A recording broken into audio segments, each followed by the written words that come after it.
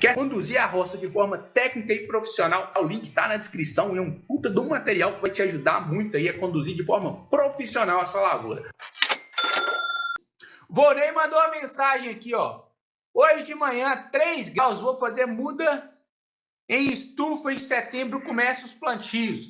Bem baixa a temperatura, né, Vorney? Você tá doido? Melancia pegar uma temperatura dessa aí de 3 graus, pode largar a roça pra lá que ela não dá mais nada, tá, turma?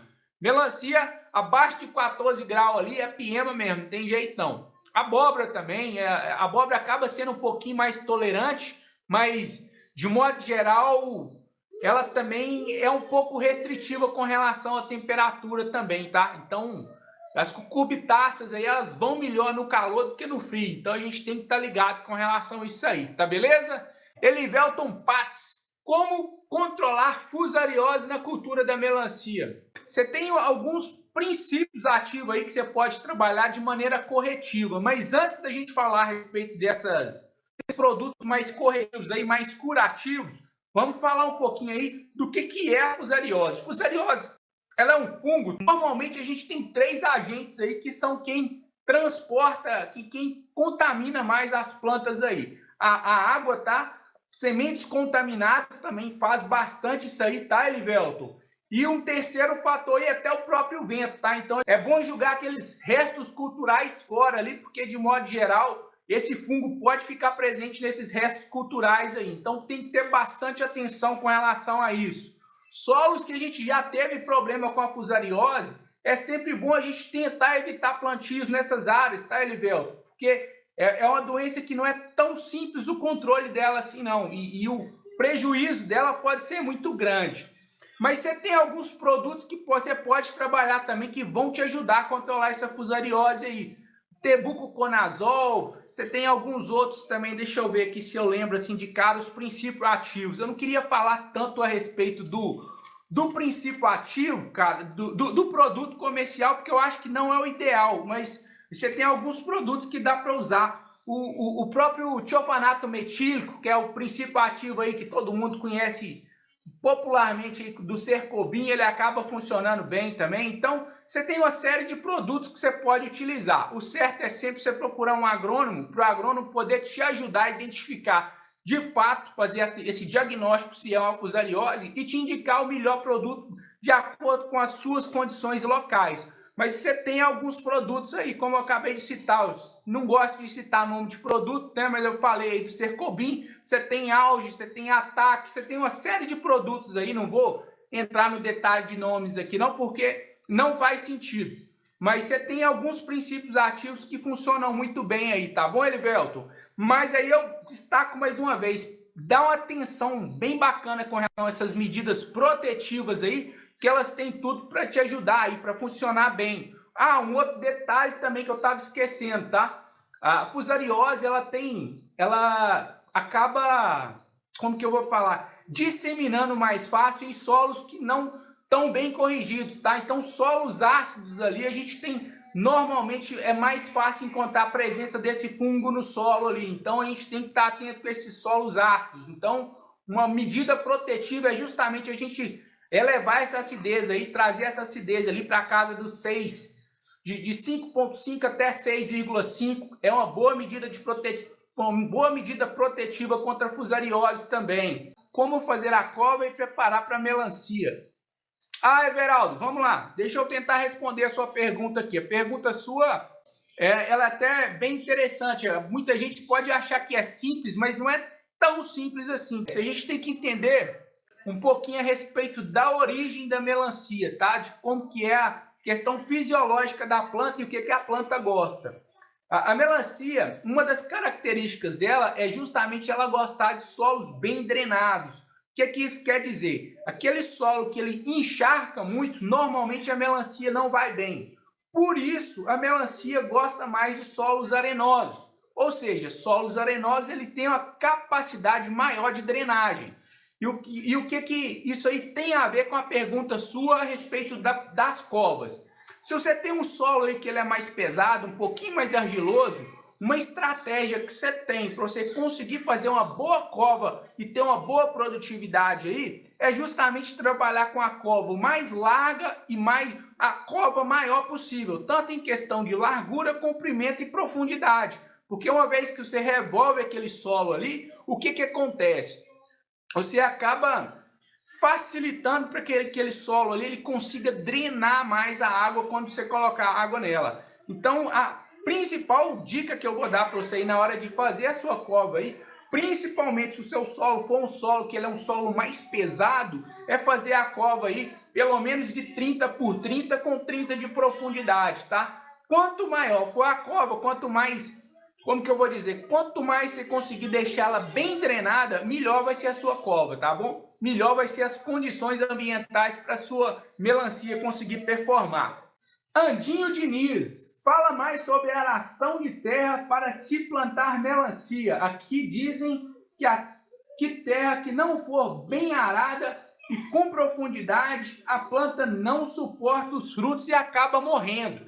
Tem tudo a ver com a última pergunta aí que eu acabei de responder para o Everaldo, tá bom, Andinho?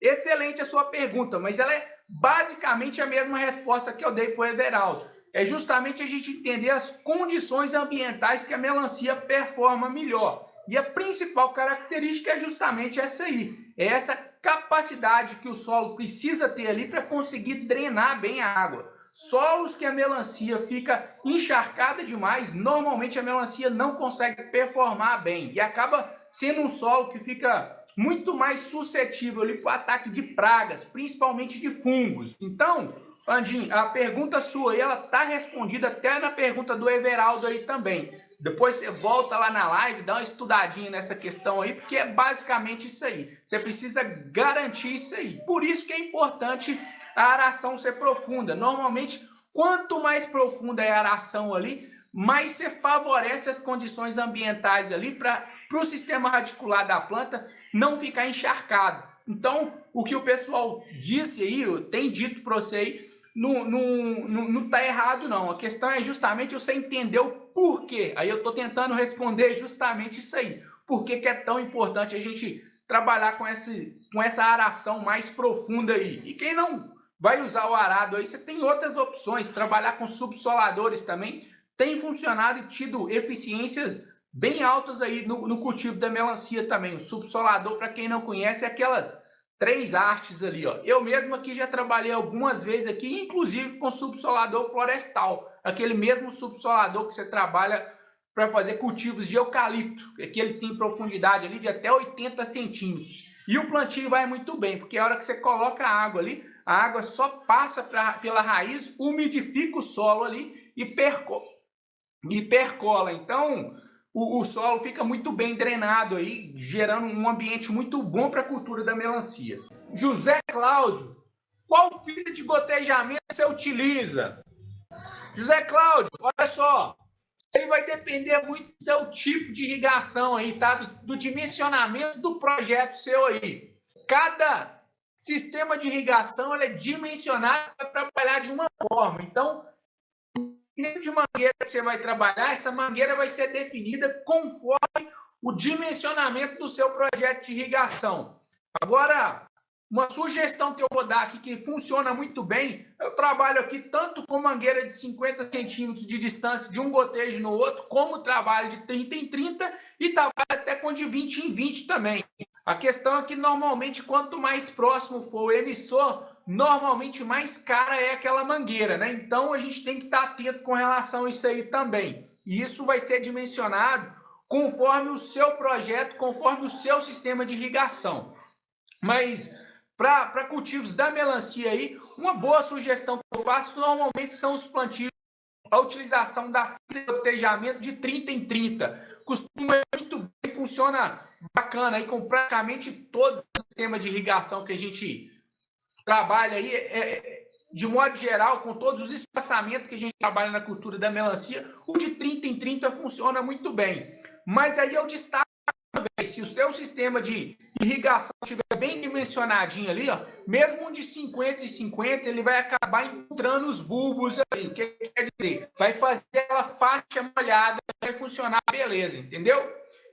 César Reis, O que você acha das variedades Icebox de melancia? Tem futuro esse mercado no Brasil?